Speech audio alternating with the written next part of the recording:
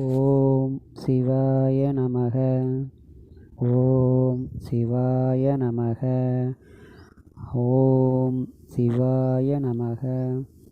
அன்பார்ந்த நேயர் பெருமக்களே, இந்த வீடியோ பதிவு முழுவதையும் கேட்டு நீங்கள் சப்ஸ்கிரைப் பண்ணுங்கள்.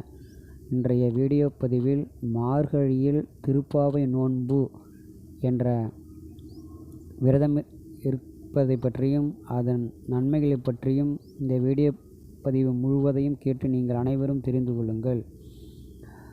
மாதங்களிலே மார்கழி மாதம் நோன்பு நோப்பதற்கு மிகவும் சிறந்த மாதமாக கருதப்படுகிறது.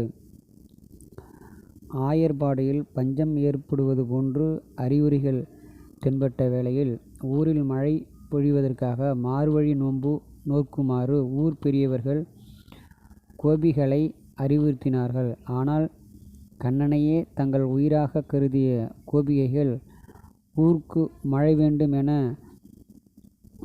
பிரார்த்தனையோடு சேர்த்து தங்களுக்கு கண்ணனே கணவனாக வர வேண்டும் என்ற பிரார்த்தனையையும் முன்வைத்து மார்கழி நோன்பு நோற்றார்கள்.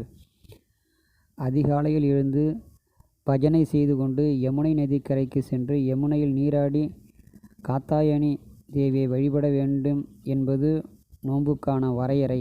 நோன்பு முனை நதிக்கரைக்கு செல்லும் கோயில்களுக்கு துணையாக கண்ணனையே ஊர் பெரியவர்கள் அனுப்பி வைத்தார்கள். இதனால் கோபிகைகளுக்கு இரட்டை மகிழ்ச்சி.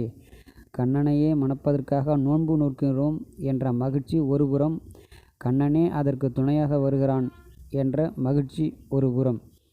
ஆனால் இவற்றை விட கோபிகைகளுக்கு எது மிக பெரிய மகிழ்ச்சி என்றால், கண்ணனுக்காக நோன்பு நோக்கிறோம் மாதம் தற்செயலாக மார்கழி மாதமாக அமைந்ததே ஆகும். ஏனெனில் மார்கழி மாத குளிருக்கு பயந்து ஊர் பெரியவர்கள் யாரும் வெளியே வரமாட்டார்கள். அதனால் இடையூறின்றி கண்ணனை அனுபவித்து அவனோடு ஆனந்தமாக கழிக்கலாம் என்று எண்ணி மகிழ்ந்தார்கள் கோபிகைகள்.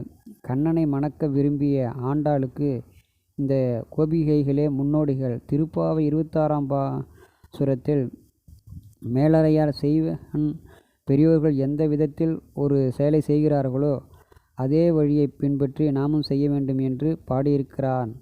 அதனால்தான் கோபிகைகள் நோன்பு நோற்று அதே மார்கழி மாதத்தில் தன்னையே ஒரு கோபியாக நினைத்து தனது தோழிகளை எல்லாம் கோபிகைகளாக எண்ணிக்கொண்டு தனது ஊரான ஸ்ரீவில்லிபுத்தூரையே ஆயர்பாடியாக கருதி அங்குள்ள திருமுக்குளத்தை யமுனா நதியாக எண்ணி அங்குள்ள வட பத்திரசாயி திருக்கோவிலை நந்தகோபனின் இல்லமாக கருதி அங்குள்ள பெருமாளையே வழியை அப்படியே பின்பற்றி இந்த மார்கழி நோன்பை நோற்றாள் ஆண்டாள். கோபிகைகள் நோன்பு நோற்ற மாதம் மார்கழி. அவர்களை பின்பற்றி ஆண்டாளும் அதே மார்கழி மாதத்திலே இந்த நோன்பையும் அனுஷ்டித்தாள். ராமனின் பட்டாபிஷேகம் சித்திரை மாதத்தில் நடைபெற்றதனால் அது மிக சிறந்த மாதம் என்று கூறுவார்கள். ஆனால் 5,00,000 கோபிகள் ஒன்று கூடி கண்ணனுக்கு நோன்பு நோற்ற மார்கழி மாதமே சித்திரை மாதத்தை விடவும் பெருமை வாய்ந்ததாகும். ஏனெனில் சித்திரை மாதத்தில் தொண்டர்களான அயோத்தி மக்களுக்கு ராமன் என்கின்ற நல்ல தலைவன் கிடைத்தான். ஆனால் மார்கழி மாதத்தில்தான் தலைவனை கண்ணனுக்கு கோபிகைகள் என்னும் நல்ல தொண்டர்கள் கிடைத்தார்கள். உண்மையான தொண்டன் கிடைப்பது அரிதல்லவா? அத்தகைய பக்தனை தானே இறைவனாலே தேடுகிறார்கள். அத்தகைய 5,00,000 கோபிகைகள் கண்ணனுக்கு தந்து கண்ணனுக்கே பேருதவி புரிந்த மாதம் என்பதனால் மார்கழி மாதம் மிகச் சிறந்த மாதமாக சொல்லப்படுகிறது. எனவே அந்த மார்கழியைத்தான் நோன்புக்காக தேர்ந்தெடுத்தார்கள் ஆண்டாள் அவர்கள். வருடத்திலுள்ள அனைத்து மாதங்களுமே ஆண்டாளுக்கு உகந்தவையாக அமைந்திருக்க அவன் மார்கழியை தேர்வு செய்ய என்ன காரணம்? மார்கழிக்கு என்ன தனி சிறப்பு? காலத்தால் ஆண்டாளுக்கு பிற்பட்டவரான போதும் ராமானுஜரை ஆண்டாளின் அண்ணன் என்றே கொண்டாடுகின்றோம். திருப்பாவையில் ராமானுஜருக்கு உள்ள ஈடுபாட்டை கருத்தில் கொண்டு ராமானுஜரை திருப்பாவை ஜீயர் என்றே அழைக்கின்றோம். அந்த ராமானுஜர் அவதரிக்கப் போகிற மாதம் சித்திரை என்பதை ஆண்டாள் முன்னமையே அறிவாள். எனவே சித்திரை மாதம் அவளுக்கு மிகவும் பிடித்தமான மாதம் என்பதில் ஐயமில்லை. வேதம் அனைத்துக்கும் வித்தான திருப்பாவையை பாடிய ஆண்டாளுக்கு அந்த வேகத்தை முதலில் தமிழாக்கம் செய்துருளிய நம்மாள் தோன்றிய வைகாசி மாதம் மிகவும் பிடித்தமானதே என்பதில் ஐயமில்லை. ஆண்டாளுக்கு தந்தையாக மட்டுமின்றி குருவாகவும் விளங்கிய பெரியாழ்வார் தோன்றிய ஆனி மாதமும் அவளது மனதுக்கு மிகவும் உகந்த மாதமே ஆகும்.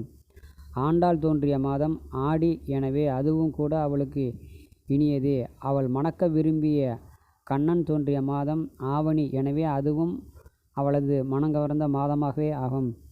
வேங்கடவர்க்கு என்னை வீதி என்று ஆண்டாள் ஆசையுடன் போற்றப்பட்ட திருவேங்கடமுடையான் அவதரித்த மாதமான புரட்டாசியும் அவளுக்கு பிடித்தமான மாதமே. 5 குட்டிக்கு ஒரு சந்தி, ஆழ்வார்களின் குலத்துக்கு ஒரே வாரிசு என்று ஆண்டாளை போற்றினார் மணவாள மாமுனிகள். அந்த ஆழ்வார்களுள் முதல் மூவரான பொய்கையாழ்வார், பூதத்தாழ்வார், பேயாழ்வார் ஆகியோர் அவதரித்த ஐப்பசி மாதமும் ஆண்டாளுக்கு உகந்த மாதம்தான்.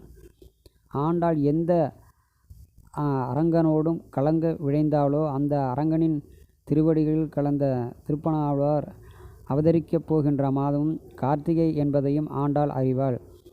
திருப்பனாழ்வார் ஆண்டாளுக்கு காலத்தால் பிற்பட்டவர். தை, மாசி, பங்குனி ஆகிய மாதங்களில் கண்ணனை அடைய விரும்பிய ஆண்டாள் மதனகோபால உபாசனை செய்ததாக அவளே தை ஒரு திங்களும் தரை விளங்கி மாசி முன்னாள் காமன் போதொரு காலமென்று பங்குனி நாள் கடை பாசிரித்தோம் முதல் பாடல் வரிகளில் நாம் தெரிகிறோம். இப்படி இத்தனை மாதங்களும் ஆண்டாளுக்கு உகந்த மாதங்களாகவே அமைந்திருக்க இந்த நோன்புக்கு அவள் மார்கழியை தேர்ந்தெடுக்க என்ன காரணம்? மற்ற மாதங்கள் எல்லாம் ஆண்டாளுக்கு உகந்த மாதங்களே. ஆனால் மார்கழி தான் திருமாலுக்கு மிகவும் உகந்த மாதமாகவும் மார்கழிக்கவே கேசவ மாதம் என்றே பெயர். கீதையில் கண்ணன் மாசானம் மார்கழி ஹோமம் மாதங்களுள் நான் மார்கழியே இருக்கிறேன் என்று கூறுகிறார். அதனாலே அவனை மணக்க விரும்பிய ஆண்டாள் அவர்கள் இந்த மாதத்தையே மார்கழி மாதத்தையே தேர்ந்தெடுத்து அவர் நோன்பு நோற்றதாகும் மாதமாகும். உகந்த மாதமாக இருக்க வேண்டுமென்று கருதினாள் ஆண்டாள். அதனாலே தான் மார்கழியை தேர்வு செய்தார். கோயில்களில் திருமாலுக்கு பூஜை செய்யும் முறைக்கு கூறும் பஞ்சாத்திர ஆகம வருடத்தின் முதல் மாதமாக மார்கழியே சொல்கிறது. அதை பூஜ்ய மாதம் என்றும் அழைக்கிறது. அதென்ன பூஜ்ய மாதம்? அமங்கலமான மாதமா? வடமொழியில் பூஜ்யம் என்றால் பூஜிக்கத்தக்கவர் என்ற பெயர். அனைவராலும் வணங்கத்தக்கவரான இறைவனுக்கு தான் பூஜ்யன் என்று பெயர். பூஜ்யனான இறைவனுக்குரிய மாதம் என்பதனால் மார்கழி பூஜ்ய மாதம் என்று அழைக்கப்படுகிறது. பூஜிக்கத்தக்கவரான இறைவனை குறித்து பூஜைகளுக்கு வழிபடும் செய்யத்தக்கதாகும் என்று பொருள். எனவே இது மிகவும் மங்களகரமான மாதமே ஆகும். அப்புறமே ஏன் மார்கழியில் திருமணங்கள், புதுமனை பூவிழாக்கள் போன்ற மங்கள நிகழ்ச்சிகளை செய்வதில்லை? புதிதாக வேலைக்கு செல்பவர்கள் தனது முதல் மாத ஊதியத்தை இறைவனுக்கு சென்று சமைப்பது போல வருடத்தின் முதல் மாதமாக ஆகமங்களில் கூறப்பட்ட மார்கழி மாதம் இறை வழிபாட்டுக்கென்றே அர்ப்பணிக்கப்படுகிறது. அவ்வாறு இம்மாதம் முழுவதும் இறைவன் வழிபாட்டுக்காகவே அர்ப்பணிக்கப்பட்டிருப்பதனால் அம்மாதத்தில் மற்ற விசேஷங்களை கொண்டாடினால் அது இறை வழிபாட்டிற்கு இடையூறாக இருக்கும் என்று கருதிய மார்கழியில் மற்ற விழாக்களை நாம் தவிர்க்கின்றோம்.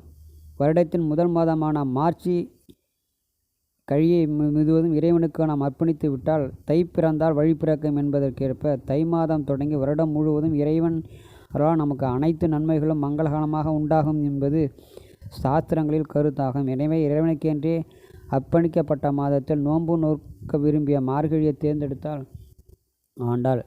மார்கழி மாதத்துக்கு வடமொழியில் சிறப்பான பெயர்கள் உண்டு. மார்க்க சீஷம் என்று பெயர். மார்க்கம் என்றால் வழி, சீஷம் என்றால் தலை. மார்க்க சீஷம் என்பதனால் மார்க்கங்களுள் தலையானது என்று பொருள். இறைவனை அடைவதற்கு பலவிதமான மார்க்கங்களை சொல்லப்படுகின்றன. சாஸ்திரங்களில் சொல்லப்பட்ட கடமைகளை சரியாக பின்பற்றி அவற்றின் பலனை இறைவனுக்கே அர்ப்பணித்தால் கர்ம மார்க்கமாகும். ஜீவாத்மாவை சிந்தித்து தியானித்து அதை அறிதல் ஞான மார்க்கம். இறைவனையே இடையறாது காதலுடன் சிந்தித்து தியானித்து வழிபடுதல் பக்தி மார்க்கமாகும். இறைவனை அடைய அவனே வழி சென்று புரிந்து கொண்டு சரணாகதி செய்தல் பிரபத்தி மார்க்கமாகும். இப்படி இறைவனை அடைய பல மார்க்கங்கள் இருந்தாலும் அனைத்தையும் விடையும் தலைமைய மார்க்கமாக இருப்பது எது என்றால் ஆசார்பு நிஷ்டையாகும். ஆசார்பு நிஷ்டை என்பது யாதெனில், இறைவனின் வடிவமாக நம் முன் காட்சி தரும் ஒரு நல்ல குருவை அண்டி அவரது திருப்பாதங்களே கதி என்று அந்த குருவிடம் சரணாகதி செய்வதே ஆகும். அதுதான் இறைவனை அடைவதற்கான எளிய மார்க்கமாகும், சிறப்பான மார்க்கமும் ஆகும். முக்திக்கான மார்க்கங்களுள் தலையாயதான படியால் ஆர்ச்சிய நிஷ்டைக்கு மார்க்க சிஷ்யம் என்று பெயர். இப்படி பல பெருமைகள் மிகுந்த மார்கழி மாதத்தை தேர்ந்தெடுத்து ஆண்டாள் திருப்பாவையை பாடினாள். திரும்பவும் வைணத்தில் மார்கழி மாதத்தில் காலையில் திருப்பாவையை பாடி வருவது போல சைவர்கள் மாணிக்கவாசகர்கள் இயற்றிய திருவெம்பாவையை மார்கழி மாதத்தில் பாடி வருகிறார்கள்.